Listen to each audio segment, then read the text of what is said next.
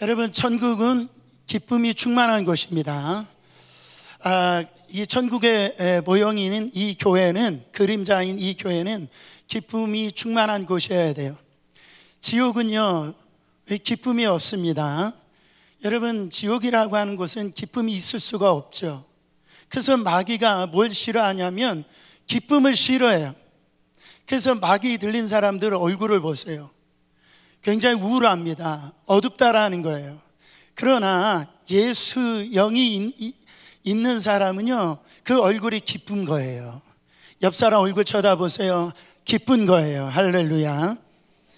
여러분, 정말 예수님이 이 땅에 오셔서 하신 말씀이 요한복음 15장 11절에 보면, 내가 너에게 이르노니 내 이름이 너희 안에 있어 내 기쁨을 충만케 하리라. 주님은요, 우리가 살아가는 데 있어서 기쁘게 살기를 원하세요. 예수님은 기뻐하시면서 살으셨어요. 힘들고 어려웠지만은 그 십자가 지시는 길 기쁨으로 걸어가셨다라는 거죠. 그러므로 우리 안에 아무리 힘들고 어렵고 힘들어도 옆 사람에게 그렇게 인사해 보세요. 아무리 힘들어도 기쁨으로 살기 원합니다. 그렇게 인사해 보세요. 아무리 힘들어도 여러분, 기쁨으로 살길 축원합니다. 슬픈 마음 있는 사람, 예수 이름 믿으면 영원토록 변함없는 뭐 얻으리? 기쁜 마음 얻으리. 할렐루야. 오늘 우리 안에 정말 슬픔이 있을 수 있어요. 아픔이 있을 수 있어요. 정말 여러분 안에 기쁨의 영으로 충만하기를 예수 그리스도의 이름으로 축원합니다. 오늘 본문에 보니까 여러분, 이 기뻐한다라고 얘기를 하고 있어요. 기쁨을 이기지 못한다라고 얘기합니다. 기쁨으로 충만하다라고 고백하는 거예요. 여러분, 정말 이 사도 바울이 어디에 있습니까? 감옥 안에 있어요. 감옥 안에 무슨 기쁠 일이 있겠습니까? 그것도 지금 많은 사람들이 사도 바울을 생각하면 참 불행하다라고 생각했어요. 그럴 만도 하죠. 감옥 생활을 지금 4년간을 하고 있어요. 지금 군대 갔다 온 분들 계시겠지만은 군대 생활 그 2년 하는 것도 얼마나 고통스러워요. 근데 감옥 생활 4년을 했으니까 우울할 만도 하죠. 근데 사도 바울은 감옥 안에 생활을 했지만은 여러분, 자포자기하지 않았어요. 거기에서 자기 비관하지 않았어요. 나는 기뻐하고 기뻐하리라, 이 고백하고 있는 걸 볼 수가 있습니다. 18절 말씀 다시 한 번 더 봉독해 보세요. 그러면 무엇이냐? 거칠애로 하나 참으로 하나 무슨 방도라든지 전파되는 것은 그리스도니 이로써 나는 기뻐하고 또한 기뻐하리라. 지금 사도 바울은 감옥 안에 있고요, 감옥 밖에는 자기를 죽이려고 하는 정예 군사들이 지금 에워싸고 있는 거예요. 자기는 하나님으로부터 복음 전파의 사명을 받았지만 감옥 안에 있기 때문에 지금 아무것도 할 수 없는 그런 상황인데, 사도 바울은요, 뭐 한답니까? 기뻐하고 또한 기뻐한다라고 얘기하고 있어요.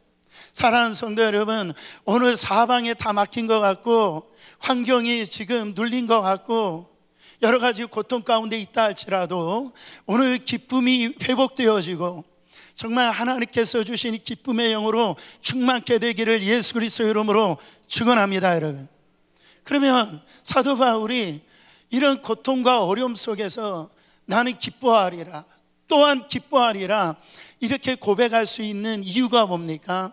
첫 번째로, 모든 환경 속에서 믿음으로 모든 상황을 뭐 해라? 해석하라는 거예요. 믿음으로 모든 상황을, 모든 문제를 해석하라는 거죠. 여러분, 철학자의 이 에픽테토스라고 하는 이 철학자가 있는데 이렇게 얘기합니다.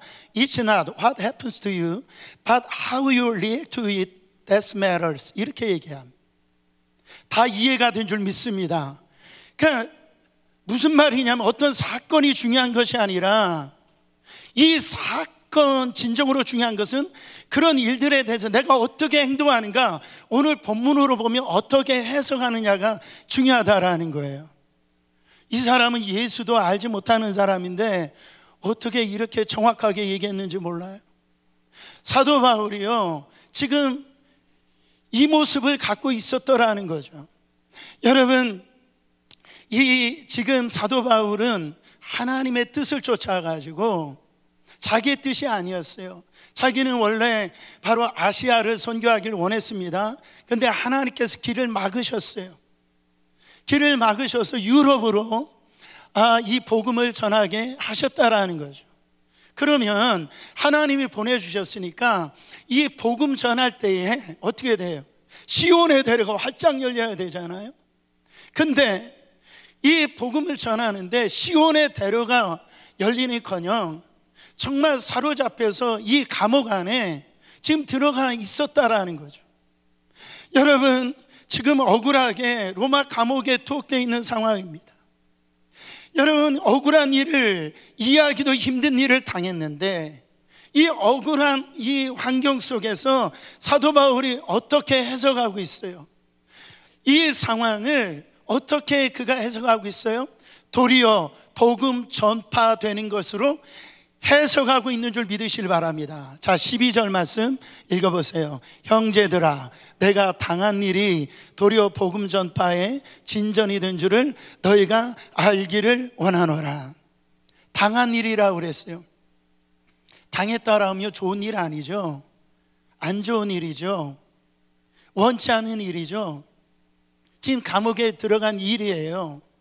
그런데 정말 하나님의 그 섭리 가운데 여러분, 우리가 예수를 믿을 때에 항상 제가 말씀드리지만은 우리의 눈이 바뀝니다.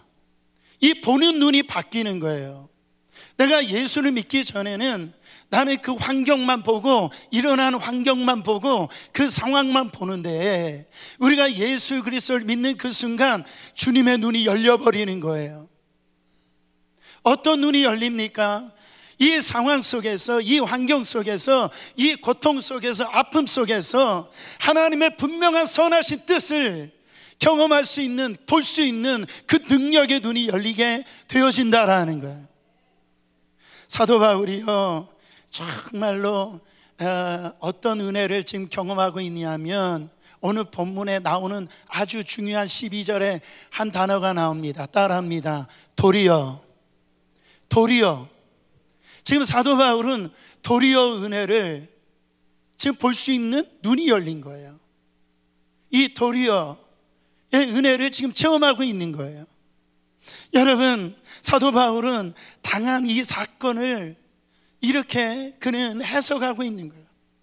안 좋은 줄 알았는데, 이게 고난인 줄 알았는데, 아픔인 줄 알았는데 주님의 눈으로 바라보니까 도리어 이것이 복음 진전의 유익이었구나, 이것이 축복이었구나 해석이 되더라는 거죠.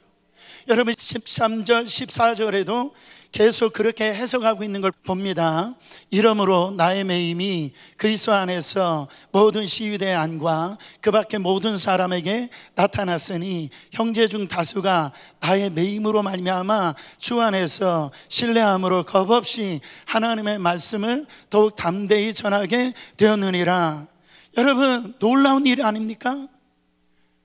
나의 매임이 있어서 전할 수 없는 사람에게 이 복음을 전할 수 있게 되어지고, 내가 감옥에 잡혀 있어서 전할 수 없게 되어지니까 바로 이 감옥 밖에 있었던 내 사랑하는 형제가 나의 심정으로 이 복음을 전하게 되어지는 이런 놀라운 일들이 일어나더라는 거예요.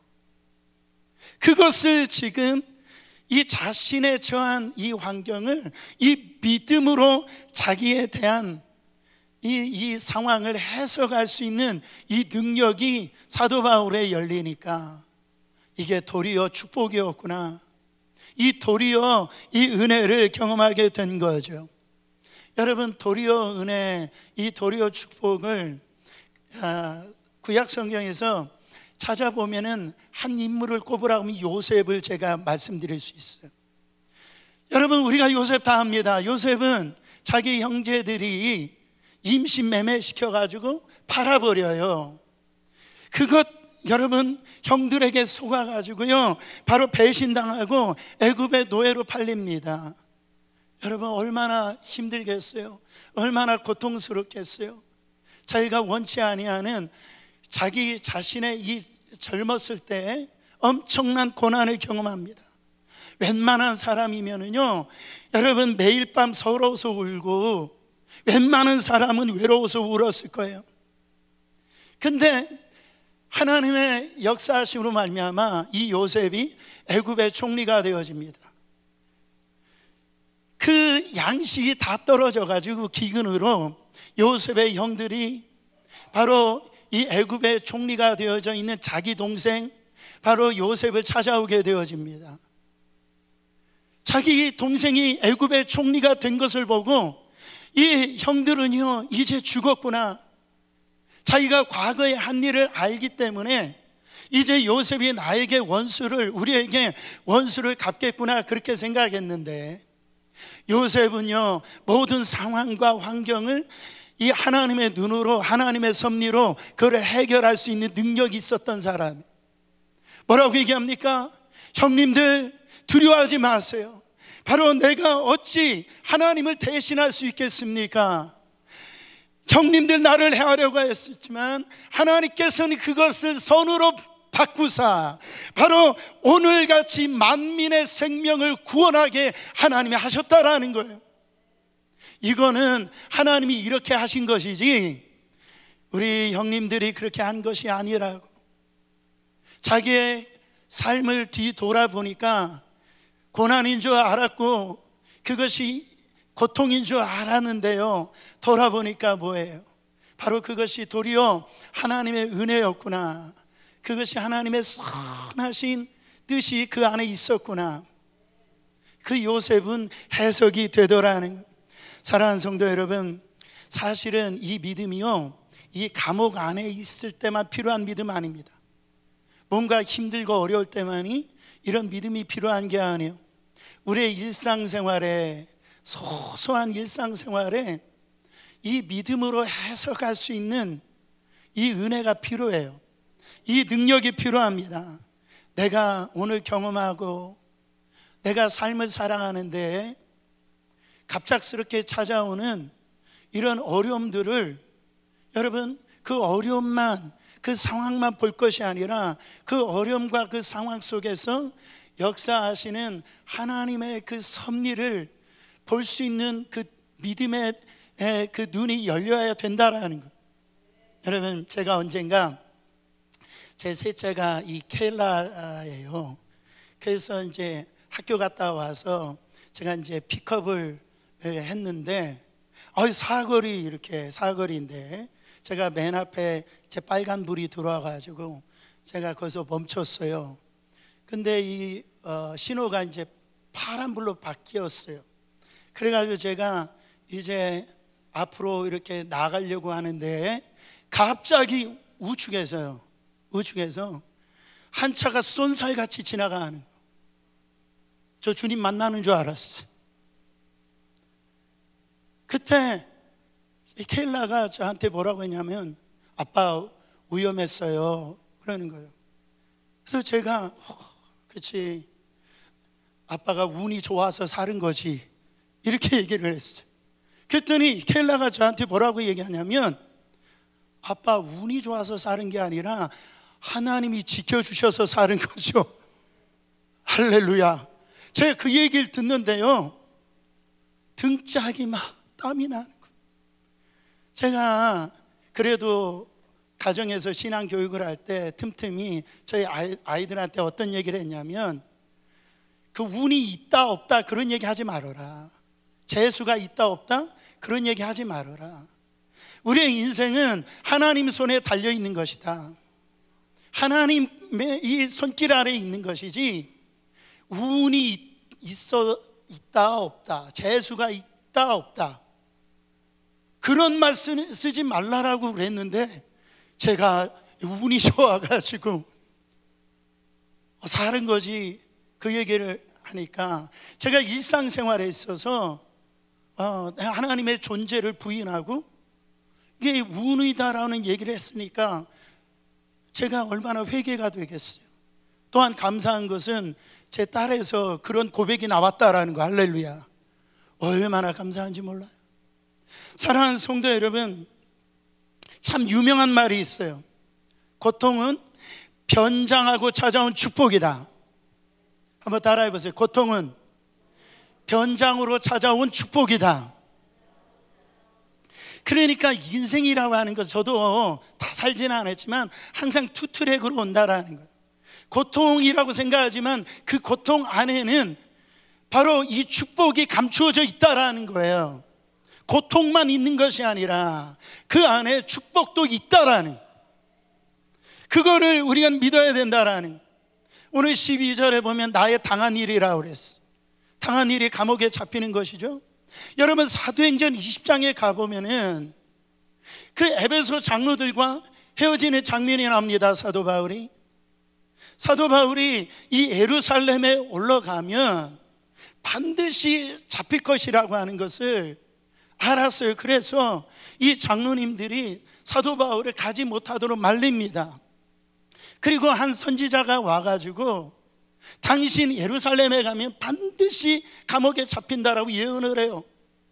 근데 사도 바울이 뭐라고 얘기합니까? 사도행전 20장 24절에 보면 나의 정말로 이 갈 길, 내게 맡기신 이 사명 이루기 위해서 이 나의 생명도 조금도 귀한 것으로 여기지 않겠다라고 하고, 그들과 울면서 석별의 정을 나누고 그 예루살렘으로 이렇게 올라가게 되어졌는데 진짜 잡힌 거예요. 죄수가 되어진 겁니다. 근데 사도 바울이 그때 상황을 해석하는데, 내가 예루살렘에 가서 잡혀서 보니까 내가 원래 기도하고 원래 하나님께서 주신 소명은 예루살렘에서 끝나는 것이 아니라 로마도 봐야 되리라, 로마까지 가야 되는 것인데, 바로 복음 증거하는 것인데 이게 잡혀가지고 유익이 되었더라는 거예요. 그러면 구체적으로 어떤 유익이 사도 바울에게 있었습니까? 보세요. 사도행전 20장부터 이렇게 쭉 보면은요, 이 사도 바울을 죽이기 전까지는 내가 물도 안 마시고 음식도 안 먹겠다라고 하는, 저 사도 바울을 죽이지 않고서는 내가 음식 먹지 않겠다라고 하는 이 정의 사람들이 40명이나 있었어. 여러분 한번 생각해 보세요. 교회에서 나를 아주 그냥 못 살겠구나 한 사람만 있어도 교회 나오기 힘드시죠? 놀렐루야. 근데 나를 갖다 죽이려고 하는 이 40명이 여러분 자기를 노리고 있는데요, 어떻게 돼요? 감옥에 들어가 있으니까 보호함을 느끼고 있다라는 거예요. 죽일 수가 없다라는 거죠. 그래서 유익을 얻었다라는 거예요. 그리고 이 복음의 진전이 되어졌다, 이 표현을 씁니다. 보세요. 죄수로 이제 로마에 이렇게 가니까, 여러분 이스라엘부터 만약에 로마까지 간다라고 생각해 볼 때, 여러분 자기 돈으로 가려고 하면 돈이 많이 들어요. 그렇잖아요. 근데 죄수의 신분이 되니까요, 이 합법적으로 돈 한 푼도 안 들고 로마까지 호송이 되어지는데, 나중에 가보면은요, 이 470명이 이 사도 바울을 그 40명 이런 사람들이 죽일까봐 이 군인들이 호송을 받고, 또한 이 사도 바울이 말을 타고요 바로 로마에 입성하는 걸 볼 수가 있어요. 그거 유익이 되었다라는 거죠. 여러분 또한 가기 전에 감옥에 있었잖아요. 감옥 안에 바로 이 4명의 이 군사들이 이 사도 바울을 24시간을 갖다가 이제 보초를 쓰는데 하루 4시간씩, 그러니까 하루에 6교대가 이렇게 바뀌어지는 거죠. 사도 바울도 매일 있을 뿐만 아니라 이 군인들도 사도 바울의 지킴으로 그 감옥에 매여 있는 거예요. 그러니까 사도 바울 입장에서 보면 옥중 교회가 되어진 거예요. 거기가 바로 복음 전하는 장소가 되어진 거예요. 여러분 나중에 이 복음 전하는 것을 가장 핍박했던 황제가 도미티안 황제입니다. 이 주 313년에 바로 이 로마가 이 기독교를 갖다 국교로 정했었는데, 그때 이 기독교 인구가 7%도 안 됐어요. 근데 왜 기독교가 바로 국교로 될 수 있었느냐면, 그때 이 7% 안에 바로 이 고위층들, 바로 이 황제 측근들이 예수를 믿게 되어져서, 이 학자들의 연구에 따르면은 이 사도 바울의 이 복음 전함을 통하여서 그게 거룩한 씨앗이 돼가지고 이 로마가 기독교로 국교가 되어지는 그런 일들이 이 사도 바울을 통해서 이 감옥 안에서 시작됐다라고 얘기하는 거예요. 사랑하는 성도 여러분, 하나님의 생각은 우리의 생각을 뛰어넘어요. 하나님의 계획은요, 우리가 증량할 수 없는 그 계획이시라고요. 감히 우리가 하나님의 생각을 어떻게 따라갈 수 있어요? 한치 앞을 우리가 보지 못하는 우리 인간이, 여러분, 내일의 이 고통이, 이 아픔이, 이것이 우리에게 축복이 될지 우리가 어떻게 하냐 말이에요. 사랑하는 성도 여러분, 내가 당한 일을 해석해 보니까 이게 도리어 하나님의 은혜였다라는 거예요. 하나님의 도우심이었다라는 거예요. 제가 참 좋아하는 말씀입니다. 로마서 8장 28절이에요. 같이 읽어보세요. 우리가 알거니와 하나님을 사랑하는 자, 곧 그의 뜻대로 부르심을 입은 자들에게는 모든 것이 합력하여 선을 이루느니라. 이 고백이 사도 바울의 고백일 뿐만입니까? 저의 고백이기도 하고 여러분의 고백일 줄 믿습니다. 그렇잖아요.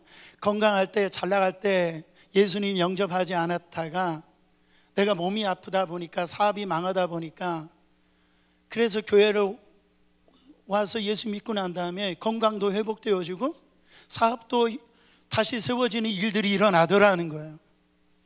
여러분, 우리가 이런 어떤 바로 이 터널을 지나갈 때 보면 캄캄하잖아요. 답답하잖아요. 그러나 이 터널을 통과하고 나보면 이게 지름길이었구나라는 걸 알 수가 있어요. 사랑하는 성도 여러분, 우리의 고통이, 아픔이 어쩌면 지름길이 될 수도 있어요.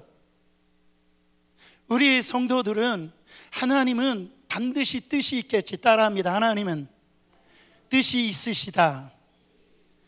주님을 신뢰하고 우리의 인생을 주님께 맡겨드리는 거예요. 그게 지름길이라고 하는 것을 우리는 믿음으로 해석할 이 능력이 오늘 우리 가운데 있기를 원합니다. 오늘 말씀 준비하면서 제가 이렇게 주님 앞에 엎드려서 울면서 기도할 때 모습이 떠올랐어요. 정말 목회도 내가 생각하는 것처럼 안 되어지고, 또 공부도 하는데 왜 이렇게 공부가 안 되어지는 거예요? 그래서 제 스스로가 괜히 싫어지고 밥맛도 없어지고요, 막 그렇게 되어지는 거예요. 근데 기도하는데 하나님이 한 찬양을 나도 모르게 부르게 했어요. 그래서 제가 오늘 우리 나 목사님의 이 곡을 반드시 불러달라고 그랬어요. 그게 나는 믿네예요. 나는 믿네. 여러분, 믿음의 이 눈을 열어지면은요, 이게 믿음으로 해석이 다 되어지는 거예요. 내게 허락하신 시련을 통해 정말 나는 이게 시련인 줄 알았는데 믿음의 눈으로 해석을 해보니까 내 믿음이 더욱 강해지는, 내 믿음을 성장시키더라는 거죠. 그 다음에 보시면 험한 산과 골짜기 지나가는 동안 사망의 음침한 골짜기, 다 죽을 것 같은 그런 고통의 시간이었는데, 울부짖음의 시간이었는데 믿음의 눈으로 해석하니까 그것을 통해서 내가 주님 앞에 더 가까이 가는 시간이 되더라는 거죠. 내가 겪는 시험이 어렵고 힘겨워도 내 힘으로 이 고통을 이길 수 없어 힘에 겨워요. 너무너무 아픈 거예요. 근데 믿음의 눈으로 보니까 주님이 계심으로 내 있는 이 고통보다, 아픔보다 더 크신 하나님이 보여지게 되더라는 거죠. 내 앞에 바다가 갈라지지 않으면, 여러분, 성경에는 홍해가 갈라지고 요단강이 갈라지는데 왜 내 앞에서는 왜 이런 기적이 없어요? 근데 믿음의 눈을 열어보니까 시련이 있지만은 이 홍해가 갈라지지 않았지만 믿음의 눈을 해석해 보니까 그 홍해를 건널 수 있는 그 믿음의 사람이 주님께서 만들어지더라는 거죠. 여러분, 정말로 나는 이것을 믿네. 이 주의 능력으로 내 삶을 갖다가 새롭게 하시고 나를 거듭나게 하시고 정말 주님 닮게 하시고 하나님 나라의 그 일꾼으로 하나님께서 나를 변화시켜 주시는 이 은혜가 저에게 와서 제가 굉장히 힘을 얻었어요. 여러분, 제가 이렇게 목회를 하는 게 무엇인가 요즘 고민을 많이 하는데, 정말 목회하다 보면은요, 말로 다 할 수 없는 우리 성도들의 아픔을 들어요. 고통을 듣습니다. 신앙이 있지만 정말 그렇게 열심으로 충성하지만은 말 못할 사정들이 다 있어요. 옆 사람 보세요. 다 있어요. 나만 그 어려움이 있는 게 아니에요. 뭐가 있다? 다 있어요. 그 듣다 보면은요, 어느 때는 우울증에 걸릴 것 같아요. 다 듣다 보면. 왜냐하면은 내가 그걸 해결할 수 있는 능력이 없는 거예요. 그 고통을 내가 어떻게 해줄 수 있는 힘이 없는 거예요. 근데 하나님 앞에 그런 고통과 아픔과 그런 절망감을 들을 때 저는 그런 기도를 합니다. 하나님, 이 고통과 이 아픔 안에 주여 여기에서 머물리지 않게 하시고 그 고통과 그 아픔 속에서 하나님이 분명한 하나님의 이 축복이 있게 하여 주시옵소서. 변장된 하나님의 축복을 우리 사랑하는 성도들이 경험하게 하여 주시옵소서. 그렇게 기도합니다. 여러분, 이 사도 바울이 정말 이 경험했던 이 고통과 아픔을 통해서 믿음의 진전이 있었어요. 유익이 있었어요. 저는 여러분들의 이 삶의 모습 속에서 정말 사도 바울처럼 주님, 내 아픔과 이 고통과 절망이 이 믿음의 진전이 있게 하시고 정말 하나님의 역사를 볼 수 있는 눈이 열리는 시간 되게 하여 주시옵소서. 그런 은혜가 있기를 원합니다. 한 가지 더 살펴보면, 환난 중에 우리가 구해야 될 것은 여러분, 본질, 복음, 사명에 집중하라는 거예요. 일반적으로 우리가 겪는 이 아픔을 볼 때에 외적인 아픔입니다. 고통이 있어요. 그리고 이 내적인 이런 아픔과 고통이 있습니다. 근데 이 내적인 아픔과 고통은 보통 보면 인간 관계에서 와게 되어져. 지금 사도 바울은 이 두 가지를 다 경험하고 있어요. 외적으로 보니까 제 감옥이라고 하는 이런 고통이 있고요, 내적으로 보니까 그렇게 믿었던 사람들이 자기를 배신하는 이런 고통이 있습니다. 여러분, 세상에서 인간관계에서 가장 아픈 게 뭡니까? 인간 배신이에요. 신앙생활 하다가 가장 고통스러운 게 인간의 배신이라고. 그렇잖아요. 내가 그 사람을 위해서 그렇게 기도해 줬는데, 그렇게 반찬도 갖다 주고 그 사람 아플 때 정말 약도 사다 주고 그렇게 헌신 봉사했는데 자기 자신이 그런 것을 이제 보질 못하고 자기를 욕하고 떠날 때, 여러분, 그 아픔은 이루 말할 수 없는 겁니다. 그런 사람 되지 마시길 바랍니다. 여러분, 지금 이 사도 바울은요, 주위에 두 종류의 사람들이 있었어요. 그 두 종류의 사람이 15절에 나옵니다. 어떤 이들은 투기와 분쟁으로, 어떤 이들은 착한 뜻으로 그리스도를 전파하니. 그러니까 두 부류가 있는데, 자기를 투기하고 분쟁하는 싸움을 일으킨 사람이 있고, 어떤 사람들은 착한 그런 마음을 갖고 있는 사람 두 부류가 있어요. 구체적으로 뭐라고 표현하냐면 16절 17절에 보면 이들이라고 얘기하고 그들이라고 표현합니다. 16절 보세요. 이들은 내가 복음을 변증하기 위하여, 복음 전파하기 위하여 세우심을 받은 줄 알고 사랑으로 하나. 17절, 그들은 나의 매임에 괴로움을 더하게 할 줄로 생각하여 순수하지 못하게 다툼으로 그리스도를 전파하느니라.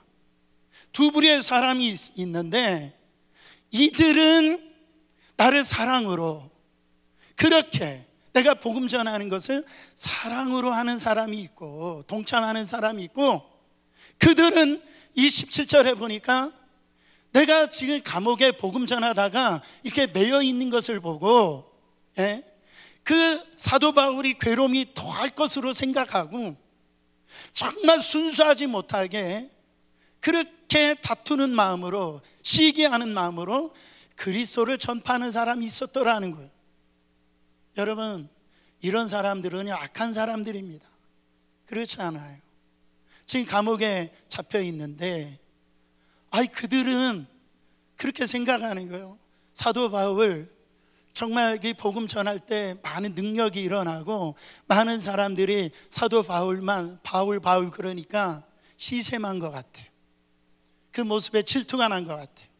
그런 사도 바울이 감옥에 잡혀 들어가니까 이들이 뭐라고 얘기하냐면, 저 감옥에 잡혀 있는 사도 바울을 봐라, 저 사도 바울은 사도가 아닌가 보다. 그러면서 그들 안에 내가 사도 바울보다 이제 더 높은 존경을 받아야 되겠다 하고 열심으로 복음을 전하는 순수하지 못한 이 모습이 그들 안에 있었다라는 거죠. 근데 이 모습을 보고 사도 바울은 기뻐하고 또 기뻐한다라는 거예요. 왜 그렇습니까?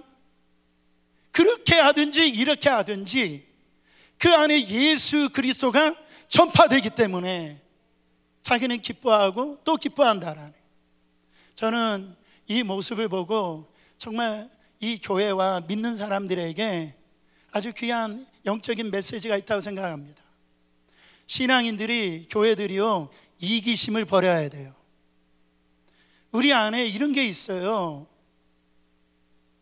다 나를 통해서 이 역사가 일어나지 않으면 안 되는 사람이 있어요.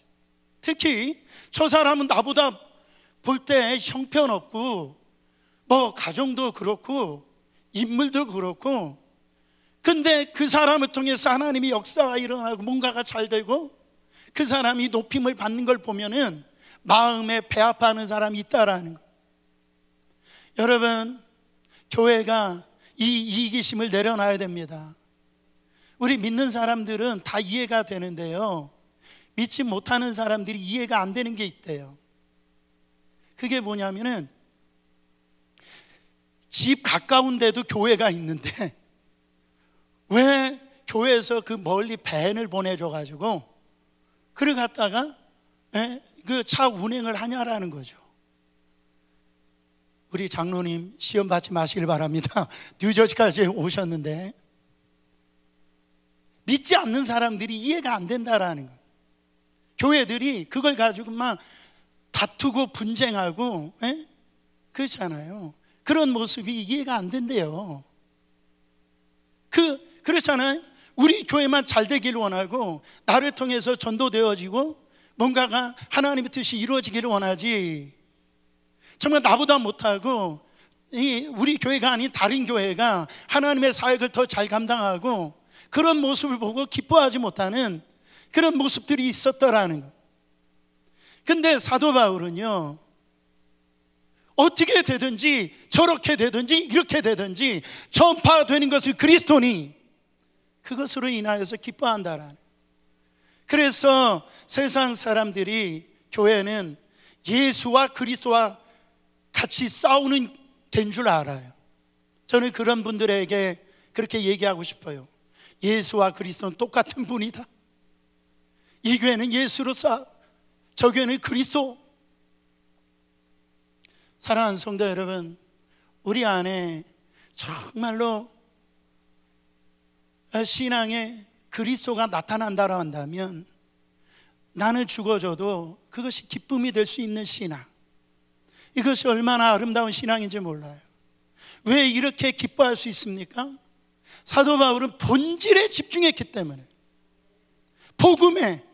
복음 대신 예수 그리스도가 전파되는 것에 집중이 되어 있기 때문에 그것으로 인해서 감옥이 있든지, 그것으로 인해서 누가 나를 공격하든지, 그거에 대해 있어서 시험받지 아니하고 여러분 기뻐할 수 있더라는 거죠. 사랑하는 성도 여러분, 본질을 잃어버리지 마시길 바랍니다. 본질을 잃어버릴 때 시험받아요. 본질을 잃어버리면 시험받는다. 시작. 여러분, 찬양대 있는데 찬양을 왜 합니까? 본질, 하나님께 영광 돌리기 위해서 찬양하는 거예요. 각 부서사역 왜 하십니까? 그 본질을 잃어버리면요 엉뚱한 곳에서 시험받아요. 사람한테 인정 안 해준다고, 뭐 왜 이렇게 되냐고 저렇게 되냐고. 사랑하는 성도 여러분, 본질을 잃어버리면은 여러분 우리 시험받아요. 제가 유튜브에서 그 수학을 강의하는 그 인강이라고 하더라고요. 아주 유명한 수학 강사인데, 당신은 어떻게 돼서 그렇게 유명한 그렇게 수학 강사가 됐습니까? 이렇게 물어보니까 이 사람이 첫째도 강의, 둘째도 강의, 세 번째도 강의, 네 번째도 강의, 다섯 번째도 강의, 여섯 번째도 뭐? 강의, 일곱 번째로 외모력, 여덟 번째 노래 잘하는 거. 여러분, 교회의 본질이 뭐예요? 첫 번째도 예수, 두 번째도 예수, 세 번째도 예수, 네 번째도 예수. 예수예요. 다른 거는 다 부수적인 거라. 그런데 이거를 잃어버리면요, 이 본질을 잃어버리면 우리는 신앙생활 성공할 수가 없다라는 거예요. 사도 바울은 이 본질에 얼마나 집중하는지를 보세요. 고린도후서 5장 13절에 보면 우리가 만일 미쳤어도 하나님을 위한 것이요 만일 정신이 온전하여도 너희를 위한 것이니. 나는 그렇다라는 거예요. 다른 사람이 나보고 미쳤다라고 하는데 그것을 통해서 하나님 이 복음이 전파되어진다라면 그 문제될 거 없다라는 거예요. 내가 정말 하나님 안에서 이 사람 복음으로 온전케 되어줄 수만 있다라고 한다면 나는 그런 얘기 들어도 상관이 없다라는 거예요. 왜 그렇습니까? 본질에 집중하니까, 복음에 집중하니까, 사명에 집중하니까. 할렐루야. 여러분, 성경에 그 장면이 나오죠. 사도행전 3장에 보니까 이 베드로와 그 요한이 성전 미문에 앉아 있었던 그 안진뱅이를 향하여서 고치는 장면이 나옵니다. 그때 그 안진뱅이는요, 그 성전에 들어가는 그 사람들의 이 추구함이 보였어요. 그 동전 한 입이었어요. 동전 한 입. 정말 성전에 들어가는데 그가 초점을 맞추는 것이 물질이었다. 근데 이 베드로와 요한은 바로 예수님이 본질인 걸 알고 난 다음에 여러분 뭐라고 얘기합니까? 사도행전 3장 6절에 우리가 너무나 잘 알다시피 베드로가 이르되 은과 금은 이건 나는 너에게 줄 수 없다. 그러나 내가 너에게 줄 수 있는 본질이 있다라는, 곧 나사렛 예수 그리스도 나는 너에게 주노니 일어나 걸으라 말. 그랬더니 어떤 일이 일어났습니까? 동전 한 입을 구하던 그 인생이 바로 7절부터 이 8절에 오른손을 잡아 일으키니 발과 발목이 곧 힘을 얻고 뛰어서서 걸으며 그들과 함께 어디로 들어가요? 성전으로 들어가면서 걷기도 하고 뛰기도 하며 하나님을 찬송하니. 본질 대신 예수님을 만났으니까 성전 안에 항상 들어가고 또 들어가는데 이 본질 대신 성전 대신 예수 그리스도 앞에 들어가지 못하고 거기에 궁금해하지 못하고 그분은 만나지 못하고 항상 성전 밖에 있어서 그 한 입만 구하던 그 인생이 본질 대신 그 예수를 만나니까 어디로 들어가요? 성전으로 들어가 거기서 하나님을 찬미하는 인생, 기뻐하는 인생으로 바뀌어지더라는 거죠. 혹시 우리 가운데 여러분 아직도 교회 안에 와 있지만 교회 밖에 있는 분들이 계십니까? 성전 안으로 들어오시는 축복 있기를 원합니다. 그런 은혜가 여러분 안에 있기를 축원합니다. 예전에 한 성도가 그런 얘기를 해요. 자기는 서울 역전에서 이렇게 전도를 했대요. 복음을 전할 때요. 근데 어떻게 하다 보니까 노숙자에게 복음을 전했답니다. 노숙자에게 전하는데 그 노숙자가 자기를 무시하더래요. 그러면서 이분이 그 깨달았대. 아, 전도하는 순간 내가 을이 되는구나. 저 노숙자 앞에서도 을이 되는구나. 여러분, 우리의 죄성은 늘 갑이 되기를 원해요. 을이 되기 쉽지 않아요. 그래서 우리는 갑이 될 수가 없고 우리가 을의 위치에 있는 것을 원치 않아요. 여러분, 그래가지고 남편을 복음 전하려고 해도 비유 맞춰야 되고요. 그렇죠? 자녀들도 말할 것 없죠. 이 가족은 그렇다 친다 하더라도 내 주위에 있는 사람 이 복음 전하는 거 쉽지 않더라는 거예요. 최근에 전도해 보신 적이 언제인가요? 이 복음을 전해 보신 적이 언제인가요? 어느 순간에 여러분 교회 안에서 이 복음 전하는 거, 전도하는 거, 여러분 그 영혼 때문에 눈물로 기도한 적이 언제인가요? 그렇잖아요. 여러분, 예를 들어 보면 엄마들 보면 이 마트에 반찬 세일하는 거 놓치지 않아요. 어느 날 보니까 제가 한남마켓, 한양마켓 가보니까 사람이 너무 많은 거예요. 그래서 왜 그런가 봤더니 1일날 1+1을 하더. 그래가지고 사람들이 막 그걸 놓치지 않으려고. 여러분, 그 얼마나 세이브할 거예요?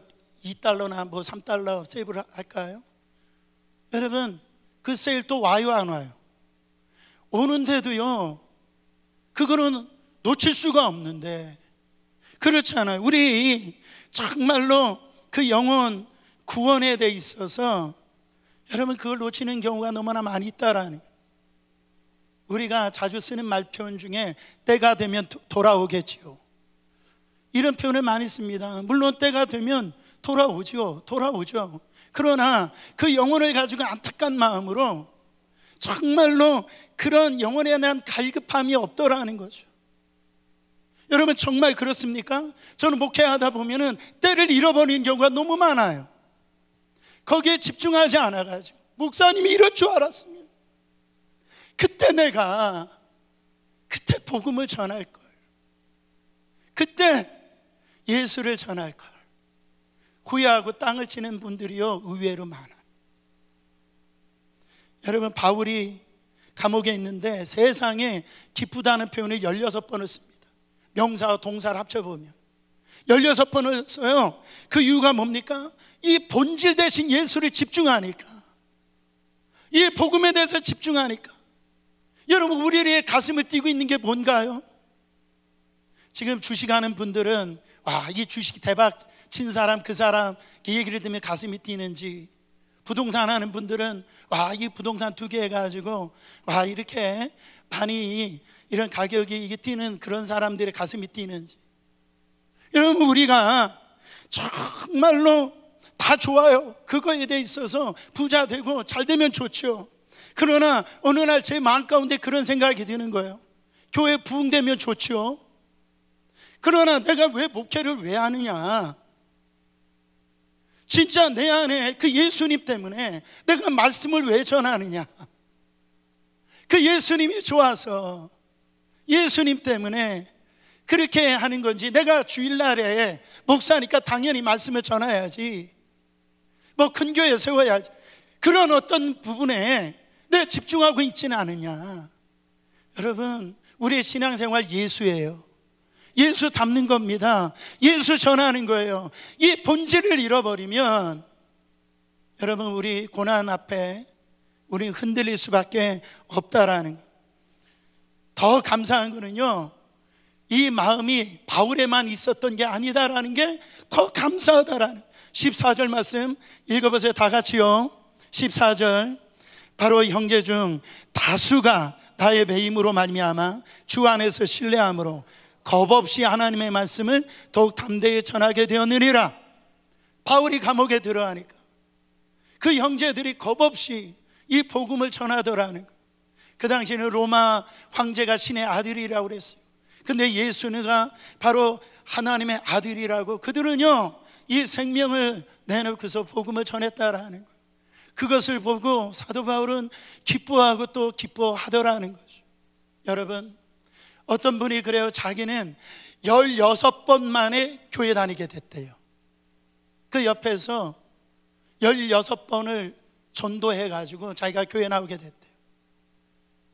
15번까지는요 전도하는 사람을 우습게 생각했대요. 사람처럼 안 보였대요. 찌질이처럼 이렇게 보였대요. 근데 16번에 마음이 열리더라는 거예요. 와, 제가 그거를 보고 정말 모든 것은 하나님의 손에 달려있지만 내가 하나님이 주실 그때에 이 복음을 전해야 되겠구나, 여기에 집중해야 되겠구나, 그런 생각을 가졌습니다. 여러분, 진정한 우리의 행복은 어디 있습니까? 우리 인생 다 대로가 열리는 게 아닙니다. 생각지 못하는 고난이 있고 어려움이 있어요.